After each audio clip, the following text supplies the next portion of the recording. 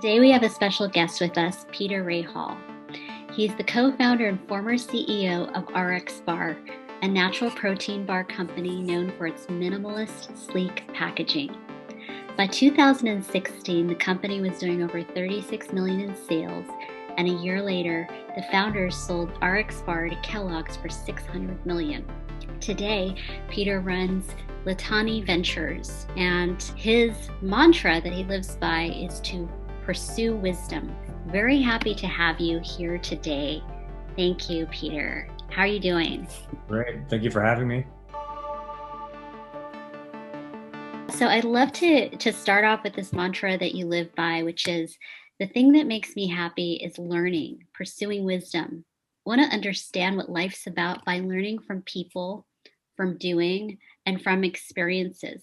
If I think about what I like to do, at the end of the day, I'm trying to pursue wisdom. I love to learn and try to understand the truths of the world we live in. Mm-hmm. So that must have guided you on much of your journey to where you are today. Can you share a little? Yeah, absolutely. So, say like as a child, I was always, I would say two things, like always very curious about how things worked.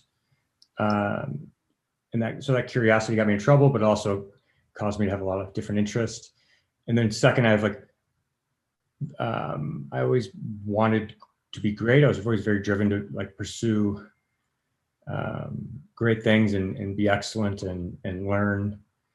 And so that the combination of the two things are really great for kind of entrepreneurship. And I was always like a very dissatisfied kid, very driven. So I'm at my happiest when I'm growing and kind of solving problems, which aids well to leadership and entrepreneurship and investing as well.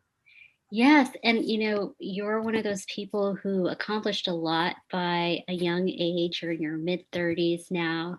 You sold your company a couple of years ago. And that transition, after a lot of hard work, must have impacted you in how you see the world today. I would love to talk about the beginnings of RXBAR first and kind of your founder experience to what you learned and what you can share there. Yeah, absolutely. So some context, I grew up in a family of food entrepreneurs on both sides of my family. My mother's side were a series of like beverage entrepreneurs making like finished product. And to give you an idea, they were like pioneers in the juice concentrate business in like the 60s. And then on my father's side were suppliers of industrial like juice and raw material. So that's actually how my family's met, is my father's side was supplying my mother's side with raw material. So I grew up in a world where like, business was at the dinner table. It was like very integrated into kind of everyday conversation. And it was all about like food and beverage. So as a kid, like, my family's a series of entrepreneurs. We wouldn't call ourselves entrepreneurs. It's just kind of like what we did. Mm-hmm. And so when I was a horrible student. I wasn't designed for kind of like the procedural learning of school. So I always knew I wanted to, start my own company. I don't do well in kind of like large organizations with a lot of like procedures and ladders to climb, so to speak. So, so I had like kind of intrinsic knowledge of food and a lot of experience in the supply chain side. And then personally, I was always into health and wellness. I was always into kind of, experimenting with nutrition and learning about the science of nutrition and different ingredients. And additionally, I love like the form of a bar. When you think about a bar, it's actually like has tremendous utility. It can be like a breakfast item. It can be on the go. It can be a dessert. Mm-hmm. Very convenient. And so I always like really valued that and consume them. But then I was realizing like there's so many bars, right? Like barrier to entry is very low.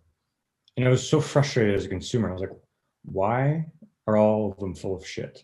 Like they all were. And, if you look at the category of the market there, you think like, oh God, there's too many, like there's not room for more.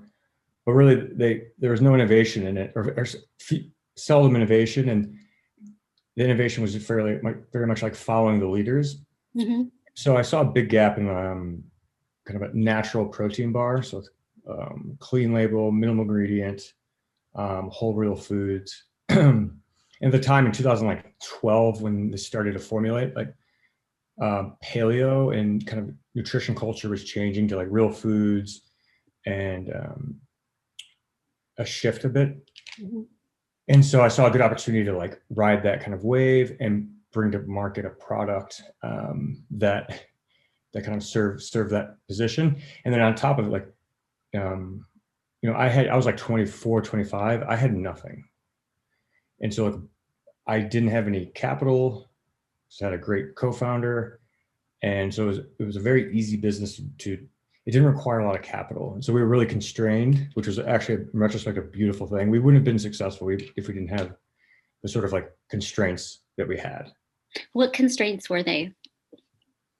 Well, one was access to capital. Like, it was like status quo to like go raise money. And we just like, my dad was a big influence there on just like, old school, like, no, just make 10 bars and go sell. And also we had no credibility. Like it's, who would give us money? So the capital was a constraint. And because we had no capital, we would have manufacturing constraints. So we couldn't make a lot of product from a lot of inventory. So that really influenced where we could sell to. Mm-hmm. And then, and those were the two big constraints. And it really allowed us to hone in on a very small market, uncompetitive market. And it was a total winning formula. Because like what happens when you have too much cash on the balance sheet, you kind of like, it's easy to not be strategic. And like strategy is choosing what not to do. Mm-hmm. And the other constraint was like the marketplace. So in the natural grocery stores, so Whole Foods, kind of like where most bars are sold, we couldn't get in. So the distribution was a constraint as well. And so we went direct to consumer primarily. And you initially made these bars yourself and packaged them, right? Yeah. Yeah. I mean, like super entrepreneurial. We did it in my parents' basement for like 60 days. Mm-hmm. And then eventually upgraded to a bigger facility. Cool. And then 5 years down the road, you built a bigger company. You were making $36 million in revenue. What did you see changing for yourself? What were the things that you never anticipated and that you wish you had known or somebody had told you? We went from like 0 in sales to 161 in a matter of like 5 years. So it's very fast growth, and the organization grew, 2 people to 150 plus 200 in that period of time. And so it was a tremendous stimulus for growth. Mm-hmm. I was like constantly uncomfortable and like finding myself having to adapt and change and, go from like an entrepreneur, kind of like a gunslinging entrepreneur to a very like basically a CEO and an executive. So that transition was fun.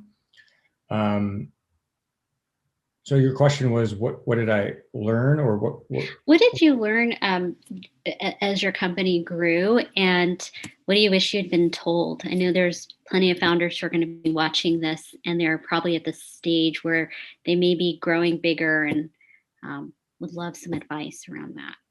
Yeah, I would say like how important team and culture is. Like your job as a CEO is to design the best teams and have a very productive culture. And that culture is often like a buzzword. And I don't mean like making sure people have fun or are happy. It's like you as a group of people working together in a clearly defined way that like gets great results. Like really being intentional and proactive with the design of those things, I think is very, very important. Because what happens when you're growing fast, these things that are like often perceived as like important but not urgent get totally deprioritized. And what happens is if you don't really start to design and bring some intentionality to team building, organization, design, and culture, it's a bit too late when it actually becomes a problem. And the thing is, like, if you are good at those things, building a great productive culture, it's a real competitive advantage. Like, your teams people won't be able to compete with them because you're performing so well. So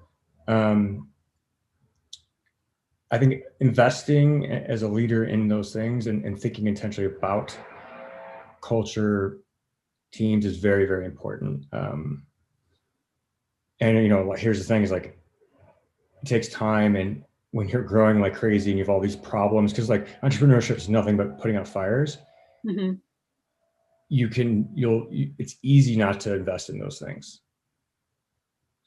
So you mentioned design a couple of times. I've read that you design your day a bit and your weeks. Can you talk about that? Because that's very important to understand about what's led to your success today. Yes. So I would define myself as like kind of disorganized or scattered, or like, not the most diligent person. And so professionally, as I gained more responsibility, I needed to put a lot of structure in place for myself, for me to operate in different systems. So I'm like a big fan of like putting building in structure, and I personally like totally need it. And so yeah, I time block my calendar. I have like carve out moments for doing to-do list or planning for the week. So I use my calendar as like my real thing for structure and reoccurring things. And it's helped me be tremendously productive. Because if not, I just like kind of forget or a bit Mhm. sloppy. So, and then also like, I just like, when I'm productive, I'm happy. When I'm getting results, I'm happy. So really thinking about like, when are you most productive of the day, and like prioritizing the kind of important, like intellectually demanding work for those times. And then the times when you're kind of like distracted or focus isn't as easy to acquire, you kind of like do the more like passive work. So meetings, calls, Mhm. less intense. And so kind of like being thoughtful about how you schedule meetings, how you define what a meeting is, agendas, and then just like real discipline about like, all right, what are we doing this week? How am I going to accomplish? What's important? What's not? Um, yeah. So as a leader, I found that very helpful. And like, throughout the organization, um, having kind of clear processes in place for those. I also read that you meditate, or do you do that daily? Is that something that's an I, important part? I try to. It's very boring, and I've kind of dropped that habit, to be honest. But I have other forms of meditation, but I find it very challenging to stick with it. But yeah, it's important to be like at peace with your mind, and be able to control your emotion is very important. So another quote that I have from you that I read was, I found that if you look at really successful and happy people, the common thread is that they really don't care what others think. They're focused on what they want to accomplish. I'm really good at this and I don't care about what people think of what I'm doing.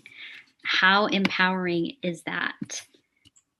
Yeah. So I think it's like, what's important is you're not reliant on others for like validation or recognition. You're very more like intrinsically motivated or self-motivated. Because if you do things in service for others, or contingent or dependent on approval of others, that's essentially recognition, you're just totally outside your control. And I want to be able to control my motivation. So I think it's important it's not that you don't care about other people. It's just that like, one's opinion of me is not going to influence me one way or other, Mm. too much so. Now, that doesn't mean I'm not going to like try to have a good reputation or be consistent with like how I operate.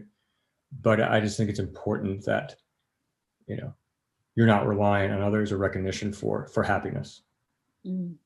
That's important. We invest in entrepreneurs at SOSV, and helping them get to the next level, that next step is instilling a sense of self-trust and self-directed leadership within them. What's the best way that, in your opinion, is it to get to that place of not caring what people think, Yeah, shedding those layers of fear and self-doubt and a need for approval? that's a very, I think it's like two parts. Some of it's kind of just nature. You just are that way. And some of it's nurtured. Um, I think self-confidence comes with like early wins and some success. So it gets momentum. But honestly, I don't have like a framework where like tactically kind of advice on how to get that.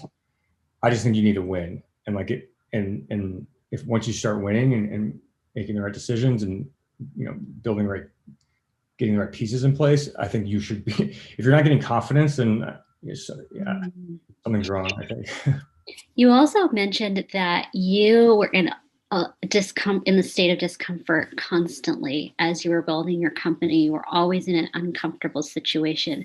I can imagine that helped build confidence within yourself and being able to trust that you had to make a good decision on a whim, and that eventually like shed any layer of fear you had about being in an awkward or uncomfortable position. Yeah, I think the responsibility, the kind of like going to new territory that you haven't experienced in, creates a sort of responsibility you have. It forces you to be great. Like it forces you to go through it and you learn and adapt. If you're comfortable, it's too easy. You're not going to really grow. So it's just in entrepreneurship, it's nothing but like cycles of this. Like as a CEO or a senior leader of a company that's fast growing, your role is changing like every 3 months. Mm-hmm. And so you have to be forward looking. You have to be very adaptive to the needs and demands of your role and just like aware of it. So, yeah, like if you want to grow, it should be miserable. I used to say that at the company. Yeah, I used to say to the company, like, most people came to the company because they wanted to grow. So I was like, whenever there was chaos going on in terms of like uncertainty, ambiguity, or change, or, deadlines, like, I'd be like, raise your hand if you want to grow. Who came here for growth? And, everyone would raise their hand. Love that. And I'd be like, well, this is what it feels like. It is very hard. It is, the answers aren't clear. Someone's going to be upset. And I would say, like, if you want predictability, certainty, and stability, go work at Deloitte. So you've also said that society rewards those who take action. It sounds like you have instilled a culture within your company, and now you're running a venture fund, Litani Ventures, and you've taken that leap from founder to investor. I want to talk to you a little bit about that. What does Litani Ventures stand for now? Litani means humble lion.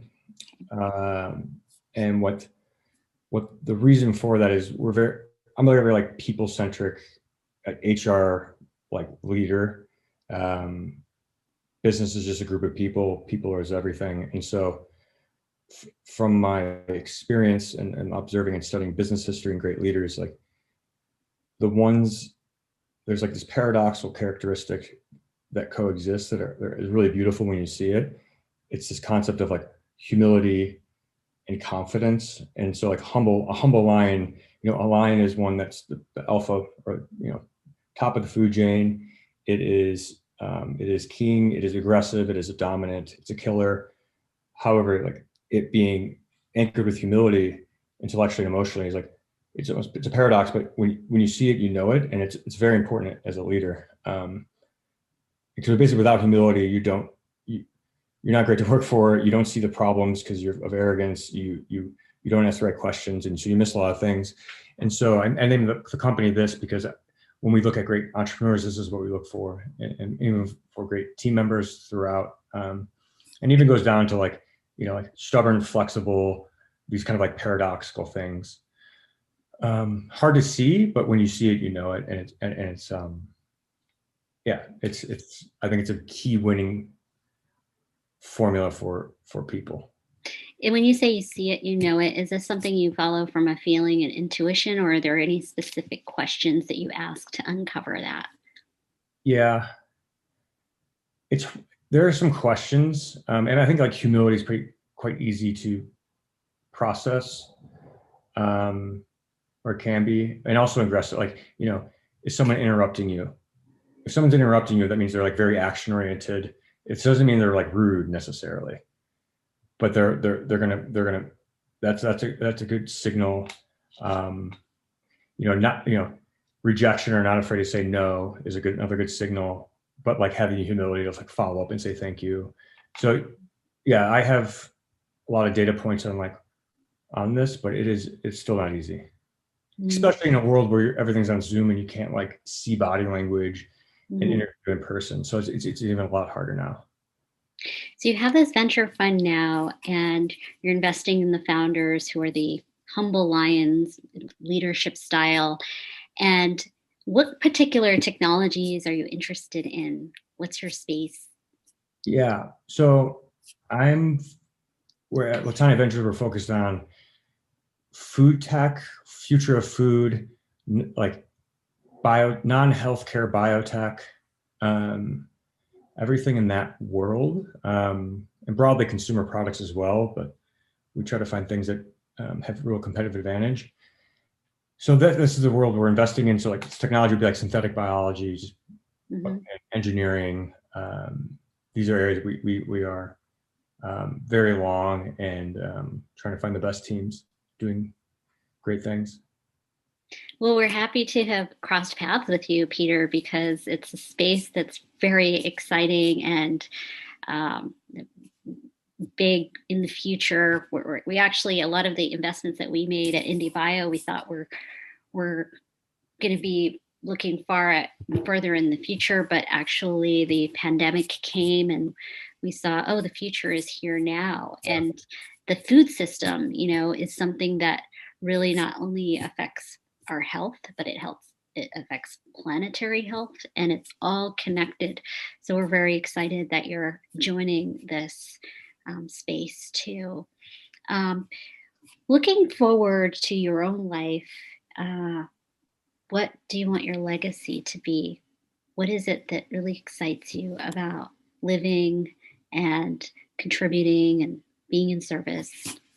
Yeah, it's a huge question. I want to I want to like I want to dedicate my life to something that's solving a large problem for humanity, for the planet. I think that brings great joy and great happiness. I don't know what that is yet, but I believe it's in this world of biology. I think like the future of biology is like super exciting, like fourth industrial revolution, like very interesting things happening. And it, like, in my opinion, like these things need to happen. Like it's mission critical for them to happen. So being a part of something great and working with great people, it's all you could ask for. Mm. And happiness, lastly. Now you're kind of in the space where you get to choose what you want to call into your life and what you want to do with your time and your money. What brings you the most happiness? I would say like working on interesting problems with really interesting people and getting results.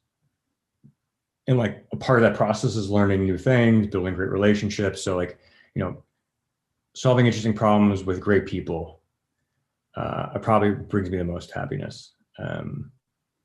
Yeah. And, you know, and I would say like at RXBAR, it was like the best thing was like seeing customers who just were so happy from the product, like finally something like this, like making customers happy and solving problems for, you know, the marketplace is the best. Like, yeah. And that's winning, you know, so like winning in businesses, you can't beat it. Well, yeah, and it starts really small too. If we're going to say change the food system or change the healthcare system, it starts with these technologies that we've been investing in. And um, eventually the market will shift, the consumers will, behavior will shift, and we'll see an entirely new sustainable and regenerative world that's for all of us. And yeah, so anything else you want to add for our audience here? No. Um, say like this is I have to say remind myself of this. Like all great things just start very small, and it's a very important reminder for investors and entrepreneurs. Is like, you know, Facebook's vision, Tesla's vision, Amazon's vision of what they are today is very different than like day one of these companies. I think it's an important reminder that great things do start very small, like across history. So it's an important, I think, fact. Thank you. Thanks for reminding us of that. We believe that a small investment, and when I say small, I mean 250 to 500K, makes a huge difference. It gives Mhm. people a chance to bring their big idea into the world. And I know Litani Ventures is committed to that too. So we're really excited to work together, and so You great to have you here, Peter. serve. Thank you.